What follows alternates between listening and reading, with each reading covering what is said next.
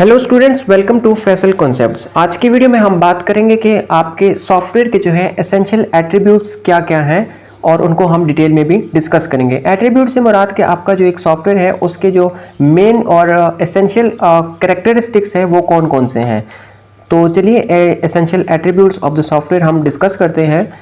सबसे पहले नंबर पर है वो है मेंटेनेबिलिटी, दूसरे नंबर पे है डिपेंडेबिलिटी एंड सिक्योरिटी, तीसरे नंबर पे है एक्सेप्टेबिलिटी और चौथे नंबर पे है आपके पास एफिशिएंसी। तो अभी हम इनको डिटेल में स्टडी करते हैं। सबसे पहले नंबर पे है मेंटेनेबिलिटी। मेंटेनेबिलिटी में आपके पास क्या क्या चीज़ें आ जाती हैं, उसमें डिप्लॉयमेंट और जो उसकी मॉडिफिकेशंस या चेंजेस जो सारी होती हैं वो आपकी मेंटेनेबिलिटी के अंदर आ जाती हैं। तो अब ये क्या कहता है कि software should be written in such a way that it can evolve to meet the changing needs of the customer. मतलब कि सॉफ्टवेयर जो है इस तरीके से डेवलप करने चाहिए, इस तरीके से बनाने चाहिए कि वो बाद में अगर कस्टमर उनमें किसी भी किस्म का चेंज करना चाहे तो वो एडाप्टिव हो उसके लिए। ठीक है, this is a critical attribute because software change is an inevitable requirement of a changing business environment. ये बहुत ही कहता है कि इम्पॉर्टेंट करेक्टरिस्टिक है एक सॉफ्टवेयर का, क्योंकि सॉफ्टवेयर के अंदर चेंज लाना जो है वो इनएविटेबल है। इनएविटेबल का क्या मतलब है कि वो चीज़ जो आपके पास हो के ही रहनी है, मतलब कि वो कभी ना कभी होनी ही है कि चेंज जो है सॉफ्टवेयर में एक न एक दिन उसमें आना ही है, वो तयशुदा है। तो ये जो है बहुत क्रिटिकल एट्रीब्यूट है सॉफ्टवेयर चेंज। दूसरे नंबर पे है डिपेंडेबिलिटी एंड सिक्योरिटी। तो डिपेंडेबिलिटी जो है सॉफ्टवेयर की उसमें काफ़ी करेक्टरिस्टिक्स वो आ जाती हैं जिसमें मौजूद है रिलायबिलिटी, सिक्योरिटी और सेफ्टी। अब रिलायबिलिटी से क्या मुराद है कि अब किसी एक सॉफ्टवेयर पे आप रिलाई कर सकते हैं, मतलब आप क्या चाहते हैं उस सॉफ्टवेयर से, क्या वो आपको उसका आपका डिजायर्ड आउटपुट वो आपको देगी या नहीं। So this is reliability. Security में क्या है कि अगर आपका जो डाटा है वो सिक्योर है भी या नहीं, आप जो काम कर रहे हैं वो प्राइवेट है भी या नहीं। सेफ्टी में क्या मुराद है कि अगर किसी किस्म का आपका सिस्टम क्रैश कर जाता है तो क्या आपके सिस्टम उस सॉफ्टवेयर में किसी किस्म का बैकअप मौजूद है या नहीं, कि आपका डाटा या इंफॉर्मेशन जो है वो सेफ रहेगा या नहीं। So this is all about the safety. Dependable, अब डिपेंडेबिलिटी की हम अगर इंडिविजुअली बात कर लेते हैं, dependable software should not cause physical और economic damage in the event of the system failure. मतलब डिपेंडेबल सॉफ्टवेयर एक ऐसा डिपेंडेबल सॉफ्टवेयर जो डिपेंडेबल होते हैं, जिसमें डिपेंडेबिलिटी की कैरेक्टरिस्टिक मौजूद है, एबिलिटी मौजूद है, तो वो किसी भी किस्म का फिजिकल या इकोनॉमिक डैमेज नहीं कॉज करेगी सिस्टम फेलियर की सूरत में। जब सिस्टम फेल हो जाएगा तो किसी किस्म का फिजिकल, किसी मतलब लोगों को, और इकोनॉमिक डैमेज, किसी किस्म का कोलेटरल डैमेज या पैसों का नुकसान वो नहीं कॉज करेगा। फिर सिक्योरिटी की बात कर लेते हैं। Malicious user should not be able to access or damage the system. मतलब कि जो आपके पास कुछ ऐसे यूजर्स होते हैं जिनकी डिज़ायर ये होती है सिस्टम को यूज़ करना नहीं बल्कि उसको डैमेज करना या सैबोटेज करना उनकी डिज़ायर होती है, उसको नुकसान पहुंचाना, किसी का डाटा स्टील करना। तो वो यूज़र जो है वो उसको ना तो एक्सेस कर पाएँ और ना ही उसको किसी किस्म का नुकसान पहुंचा पाएँ। सो this is about security of the system.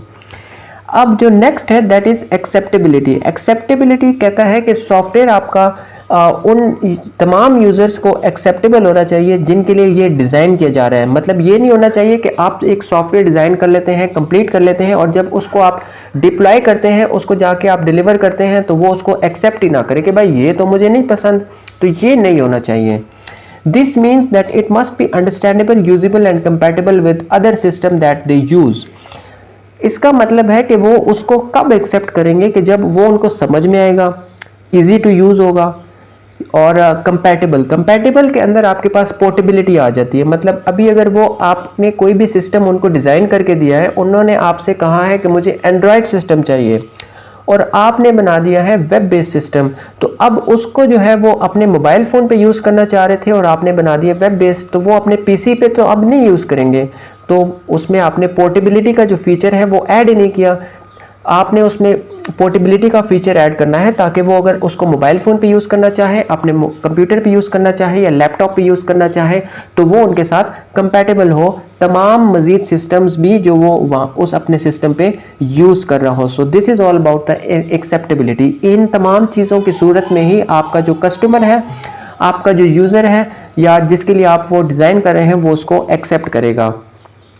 अब बात कर लेते हैं एफिशिएंसी की। एफिशिएंसी में क्या है कि आपकी रिसोर्सेज की बात होती है, प्रोमिनेंटली अगर हम बात कर लेते हैं तो रिसोर्सेज की बात होती है। Software should not make wasteful use of the system resources such as memory and processor cycles.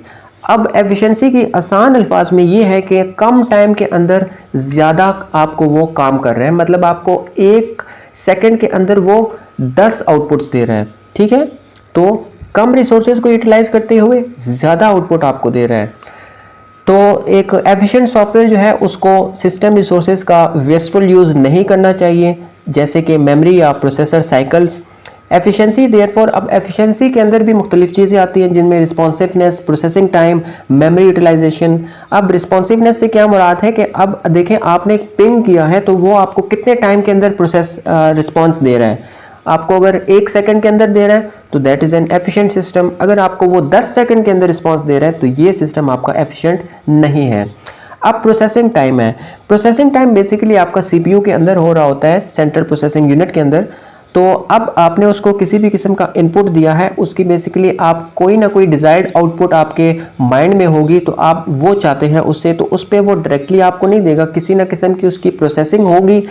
तो उस प्रोसेसिंग के लिए कोई ना कोई वो टाइम लेगा, और फिर आपको आउटपुट देगा। So this is the processing time. Memory utilisation, अब जाहिर ही बात है कि अब उसमें रैम रोम है आपके सीपीयू के अंदर, आप उसको किसी भी किस्म का इनपुट देते हैं तो कहीं ना कहीं जाके उसने उसको सेव भी करना होता है, उसके लिए आपकी जो मेमोरी है वो भी यूटिलाइज होगी। तो ये सारी चीज़ें भी आपकी आ जाती हैं रिसोर्सेज के अंदर, और इन्हीं पे आपकी एफिशिएंसी जो है वो डिपेंड कर रही होती है।